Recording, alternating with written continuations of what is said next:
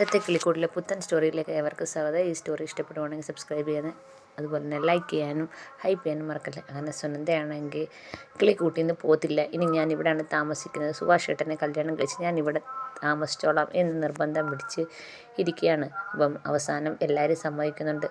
നിൻ്റെ അച്ഛനും അമ്മയും വരുമ്പോൾ നീ വാക്ക് മാറല്ലെന്ന് പറയുന്നുണ്ട്. ഒരിക്കലും ഇല്ല, ഇനി ഞാൻ സുഭാഷ് ഏട്ടനെ വിട്ട് എങ്ങും പോകത്തില്ല എന്ന് പറയാണ്. അപ്പോൾ ഭാസ്കരൻ പറയാണ്, ഇപ്പോൾ തന്നെ താലികെട്ട് നടക്കണം, എത്രയും പെട്ടെന്ന് തന്നെ നടത്തണം എന്ന് പറയാണ്. അപ്പം നിധി ചോദിക്കുകയാണ്, എവിടെ പോയി കിട്ടും, ഇപ്പം അമ്പലം എങ്ങാനും തുറന്നിരിക്കുമോ എന്ന് ചോദിക്കുകയാണ്. അതെന്തിനാ അമ്പലത്തിൽ പോകുന്നത്, ഇവിടെ വിളക്ക് കത്തിച്ചാൽ ദൈവം ഏത് തൂണിലും തുരുമ്പിലും ഉണ്ടെന്നല്ലേ പറയുന്നത്. അങ്ങനെ വിളക്കൊക്കെ കത്തിച്ച് സുഭാഷിനെ ഒരുക്കിക്കൊണ്ട് വരുന്നുണ്ട്. അപ്പോഴത്തേക്ക് താലിയാണെങ്കിൽ സുധീഷ് നേരത്തെ കല്യാണം ഉറപ്പിച്ചിരുന്ന സമയത്ത് ആ താലി സുധീഷിൻ്റെ കയ്യിലുണ്ടല്ലോ, ആ താലി എടുത്തുകൊണ്ട് വരുന്നുണ്ട്. അങ്ങനെ വിളക്കിൻ്റെ മുമ്പിൽ വെച്ച് താലി കെട്ടാൻ ഒരുങ്ങുമ്പോഴത്തേക്ക് ആരോ അടുക്കള വാതിൽ ചവിട്ടി തുറക്കുന്ന സൗണ്ട് കേട്ട് എല്ലാവരും കൂടെ അങ്ങോട്ട് ചെല്ലുകയാണ്. നോക്കുമ്പോൾ സുനന്ദയുടെ അച്ഛനും അമ്മയും ഓടി വരികയാണ്. അപ്പം ഇത് കാണുമ്പോഴത്തേക്ക് എല്ലാവരും ഞെട്ടുന്നുണ്ട്. ആഹാ, വീട്ടിൽ കാണാതിരുന്നപ്പോഴേ ഞാൻ വിചാരിച്ചു നീ ഇവിടെ കാണുമെന്ന്. എൻ്റെ മോളെ രാത്രി തട്ടിക്കൊണ്ട് വരുന്നതാണ്, നാളെ നേരം വിളക്കുമ്പം അവളുടെ കല്യാണമാണ്, ഇവളെ തട്ടിക്കൊണ്ട് വന്ന നീയാണോടാ എന്നും ചോദിച്ചുകൊണ്ട് സുഭാഷിന് നേരെ ചെല്ലുകയാണ്. അപ്പോഴത്തേക്ക് സുധീഷ് അങ്ങ് ചെല്ലുകയാണ്, നിങ്ങളുടെ മോളെ ആരും തട്ടിക്കൊണ്ട് വന്നില്ല, നിങ്ങൾ എന്തൊക്കെയാണ് ഈ പറയുന്നതെന്ന് ചോദിച്ചുകൊണ്ട് വഴക്കിടാൻ ചെല്ലുകയാണ്. അപ്പം സുരേന്ദ്രൻ അച്ഛൻ പറയാണ്, പിന്നെ എൻ്റെ മോൾ ഇവിടെ എങ്ങനെ വന്നതെന്ന് പറയാണ്. അങ്ങനെ അവർ തമ്മിൽ ഭയങ്കര ബഹളമാകുമ്പോഴത്തേക്ക് നിധി പറയാണ്, ഒന്ന് നിർത്തേ, സുരന്ദയെ ഞങ്ങളാരും തട്ടിക്കൊണ്ട് വന്നതല്ല, സുനന്ദ സ്വയം ഇറങ്ങി വന്നതാണ്, സുരന്ദയ്ക്ക് ഈ കല്യാണം വേണ്ടാന്നാണ് പറയുന്നതെന്ന്. അപ്പോൾ സുനന്ദയാണെങ്കിൽ ഉറക്കെ പറയാണ്, ഞാൻ എത്ര വട്ടം പറഞ്ഞു നിങ്ങളുടെ അടുത്ത് ഈ കല്യാണം എനിക്ക് വേണ്ടാതെ, പക്ഷേ നിങ്ങൾ സമ്മതിച്ചോ, നിങ്ങൾക്ക് അയാളെ തന്നെ കല്യാണം കഴിക്കണമെന്ന് പറഞ്ഞ് നിർബന്ധമായിരുന്നല്ലോ എന്ന് പറയാണ്. അപ്പം അവരച്ഛനാണെങ്കിൽ സുനന്ദയെ പിടിച്ച് വലിക്കുകയാണ്, ഇങ്ങോട്ട് വാടി, നാളെ നേരം വെളുക്കുമ്പോൾ നിൻ്റെ കല്യാണം, അങ്ങനൊരു ബോധം വല്ലതും ഉണ്ടോ എന്ന് ചോദിക്കുകയാണ്. അപ്പോഴത്തെ ഭാസ്കരനാണെങ്കിൽ ലളിതയും അതുപോലെ സുനന്ദയുടെ അച്ഛനെയും കളിയാക്കാണ്, നാളെ നേരം വെളുക്കുമ്പോൾ ഈ നാട് മൊത്തവും നാറും, നിങ്ങൾക്കല്ലേ ഈ വീട് ഒരു നശിച്ച വീടായിട്ട് കണ്ടത്, പക്ഷെ നിങ്ങളുടെ മോൾക്ക് ഈ വീട്ടിലേക്ക് തന്നെ വന്നാൽ മതി എന്നും പറഞ്ഞ് ഭാസ്കരൻ കുറേ കളിയാക്കുന്നുണ്ട്.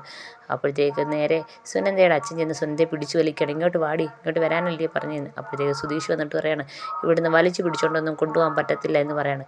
നീയാണോടാ തീരുമാനിക്കുന്നത്, എന്താ നീ എന്നെ ഭീഷണിപ്പെടുത്തുവാണോ എന്ന് ചോദിക്കുകയാണ്.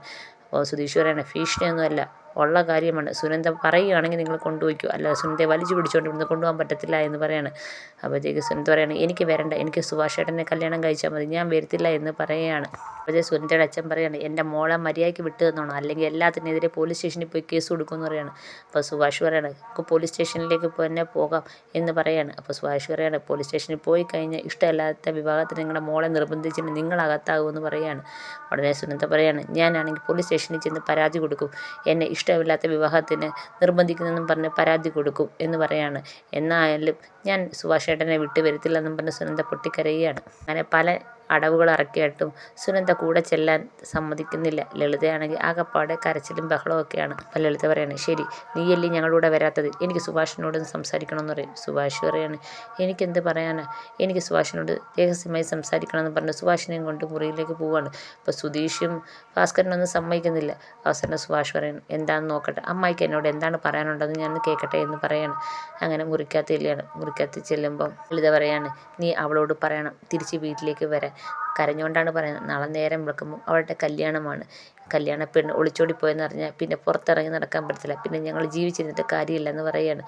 അപ്പോൾ ഉടനെ സുഭാഷ് ചോദിക്കുകയാണ്, ഞാൻ എങ്ങനെ അമ്മായി അവളോട് പറയുന്നത്, അവൾ ഇവിടെ നിന്ന് ഇറങ്ങിപ്പോവാൻ എനിക്കതിന് പറ്റത്തില്ലെന്ന് പറയുകയാണ്. ലളിത പറയാണ്, ഞങ്ങൾക്കറിയത്തില്ലായിരുന്നു അവൾക്ക് നിന്നെ ഇത്രയും ജീവനാണ്, ഇപ്പോഴാണ് ഞങ്ങൾക്ക് മനസ്സിലായത് അവൾക്ക് നിന്നെ ഇത്രയും ജീവനാണ്, നീ ഞങ്ങളോട് കരുണ ചെയ്യണം, നീ തന്നെ പറഞ്ഞാലേ അവൾ ഇവിടുന്ന് പോകത്തുള്ളൂ, അവൾ ഞങ്ങളുടെ കൂടെ വരത്തുള്ളൂ എന്ന് പറയുകയാണ്. അവൾ വാശി പിടിച്ച് തന്നെ നിൽക്കുകയാണെന്ന് പറയുകയാണ്. അപ്പോൾ സുഭാഷ് പറയാണ്, ഞാൻ എങ്ങനെ പറയാനാ അമ്മായി എന്നൊക്കെ പറയുന്നുണ്ട്. അപ്പം പെട്ടെന്ന് ലളിതയാണെങ്കിൽ സുഭാഷിൻ്റെ കാലിൽ വീഴുകയാണ്. ഞാൻ നിൻ്റെ കാല് പിടിക്കാം, നീ ദയവ് ചെയ്ത് അവളോട് പറയണം ഇവിടുന്ന് തിരിച്ചു പോവാൻ. അപ്പോഴത്തേക്ക് സുഭാഷ് അങ്ങ് വല്ലാതാവുന്നുണ്ട്. സുഭാഷ് ആണെങ്കിൽ ലളിതയെ പിടിച്ച് നീപ്പിക്കുന്നുണ്ട്. അതുപോലെ സുനന്ദയുടെ അച്ഛനും ഭയങ്കര സങ്കടത്തോടെ തന്നെ നിൽക്കുകയാണ്. നീ ഞങ്ങളോടൊരു ദയവ് കാണിക്കണം, നാളെ നേരം വിളക്കുമ്പോൾ അവളുടെ വിവാഹമാണ്, നീ ഞങ്ങളെ കൈവിടല്ലേ, ഇന്ന് രാത്രി അവൾ ഈ വീട്ടിൽ താമസിച്ചു കഴിഞ്ഞാൽ നാളെ വിവാഹം മുടങ്ങി കഴിഞ്ഞാൽ പിന്നെ ഞങ്ങൾ ജീവിച്ചിരിക്കില്ല എന്നും പറഞ്ഞുകൊണ്ട് സുഭാഷിൻ്റെ അടുത്ത് പറയുകയാണ്. ഇതൊക്കെ കേൾക്കുമ്പോഴത്തേക്ക് സുഭാഷിൻ്റെ സങ്കടമാവുന്നുണ്ട്. അങ്ങനെ പുറത്താണെങ്കിൽ എല്ലാവരും കാത്തിരിക്കുകയാണ്, ഇവരകത്ത് എന്തോ സംസാരിക്കുന്നതെന്നൊന്നും അറിയത്തില്ലല്ലോ. എല്ലാവരും ഭയങ്കര സങ്കടത്തോടെയും വിഷമത്തോടെയൊക്കെ നിൽക്കുകയാണ്. സുനന്ദ പട സങ്കടത്തിലാണ്, ഇനി സുഭാഷ് ഏട്ടൻ്റെ മനസ്സെങ്ങാനും മാറ്റും എന്നുള്ള ടെൻഷൻ സുനന്ദയ്ക്കുണ്ട്. അപ്പോഴാണ് കതക് തുറന്ന് അവർ മൂന്നുപേരും ഇറങ്ങി വരുന്നത്. എല്ലാവരും ഇങ്ങനെ ആകാംക്ഷയോടെ നിൽക്കുകയാണ്. അതാണ് ഇവർ മുറിയിൽ നിന്ന് സംസാരിച്ചത്. സുഭാഷ് ഇങ്ങനെ സങ്കടത്തോടെ പുറത്തേക്ക് ഇറങ്ങി വരികയാണ്. അപ്പോൾ സുധീഷ് ചോദിക്കുകയാണ്, എന്താ സുഭാഷ് ഏട്ടാ, എന്താ സുഭാഷ് ഏട്ടാന്ന് ചോദിക്കുകയാണ്. അത് ഈ വിവാഹം നടക്കത്തില്ലെന്ന് സുഭാഷ് പറയാണ്. അപ്പോഴത്തേക്ക് എല്ലാവരും ഭയങ്കര സങ്കടത്തോടെ ഞെട്ടുന്നുണ്ട്. സുനന്ദയാണെങ്കിൽ ഭയങ്കര ഞെട്ടി ഇങ്ങനെ നിൽക്കുകയാണ്.